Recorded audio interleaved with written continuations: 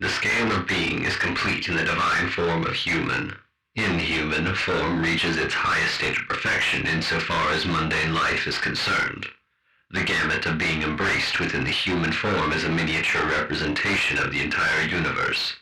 Reaching down from the realms of undifferentiated, unconscious spirit to the dense mineral, there is a perfect graduation of substance and a perfect scale of life forms. The height of an organism on the evolutionary scale is demonstrated by its power to control and intelligently direct complex energies.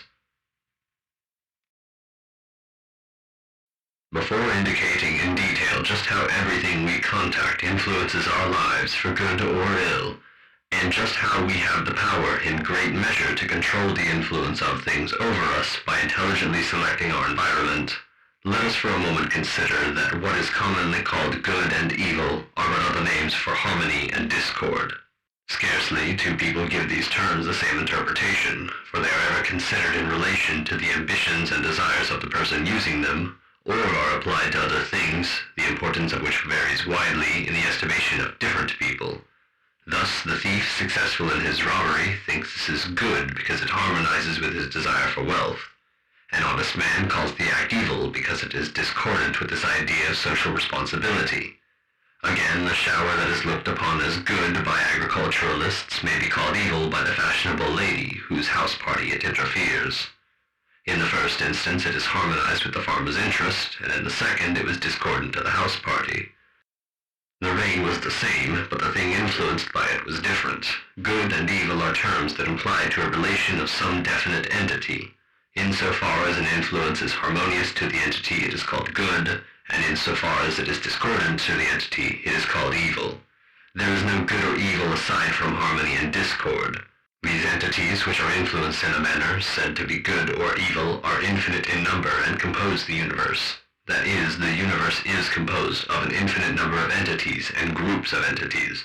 They are all interlacing and interdependent. Everything, great and small, near and distant, has some influence, powerful or weak, upon every other thing in the universe. Whether the influence exerted by one thing upon another is good or evil depends upon the mutual harmony or mutual discord. It is a most dangerous omen when people permit themselves to be so dominated by any new idea, religious or political, that they fear to hear it criticized. The materialist stoutly affirms that health, wealth, honor, intellect, etc., which form the apparent inequalities of life, are of real value. The occultist, on the other hand, maintains that the real man is spiritual and immortal, that external experiences have no value in themselves, but are the means through which real values for the soul may be created.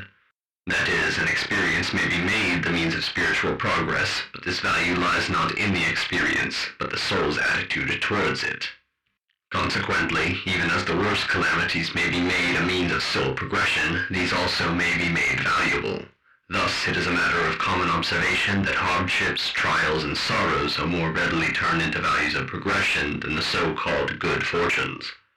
Few ever turn their faces towards the rising sun of spirituality until they have drained the cup of adversity to the dregs. The successful man all too often is too absorbed by business cares, the wealthy woman by social ambitions or pleasures, the man of science in his work to take care for higher things. And so, not infrequently, those materially fortunate are spiritually cursed. Where knowledge of spiritual things is concerned, the Native American usually has the best of it. For living close to nature, he draws from her the knowledge of a spiritual life and frequently communes with the dead, while civilized man, having his inner senses blunted by artificial living, scoffs at all his dollars cannot buy. The Native American, therefore, when he passes to the life after physical death, will have but a few foolish notions and fetishes to forget. But the civilized man will be encumbered by 1,000 false scientific and religious teachings, as well as the fetish of his egotism. He is usually so sure nothing can lie beyond his preconceptions that he will free himself from them only with great difficulty. The belief in human reincarnation blights the hope of a conscious spiritual life by teaching that the earth is the only place where experience may be had, and that ultimate haven is nirvana. This is essentially a materialistic doctrine, for it narrows the mind to earthly things. It makes universal brotherhood impossible because it teaches each is already receiving his just dues. Thus it quenches the unselfish impulses of the soul to assist others. The soul sinks in despair at the thought of innumerable births to come amid all the sordid surroundings of earthly life. It is a dogma that stifles initiative, makes for civility to tyrants, is materialistic, and is possibly the most pernicious doctrine ever accepted by a human mind. Human reincarnation is an orthodox teaching of the Orient. Because of modern discoveries, no one any longer believes in the other ideas about nature held by those who lived in the period when the orthodox belief of both East and West were formulated. The Western world is fast becoming aware that beneath the allegories and unconvincing verbiage of the sacred books there lies concealed a primitive secret doctrine, that behind apparently meaningless religious usages and pious jugglery there is a substance of sound psychological practice, that even outside the consecrated precincts of the Church, notably in Freemasonry and kindred fraternities, there are rites and ceremonies which convey by their symbolism fragments of knowledge concerning the history and destiny of the soul. Convinced of this, many worthy students are now endeavoring to raise the veil that so long has shrouded the mysteries of antiquity, hoping to solve the sacred allegories and correctly to interpret the symbolism of modern fraternities.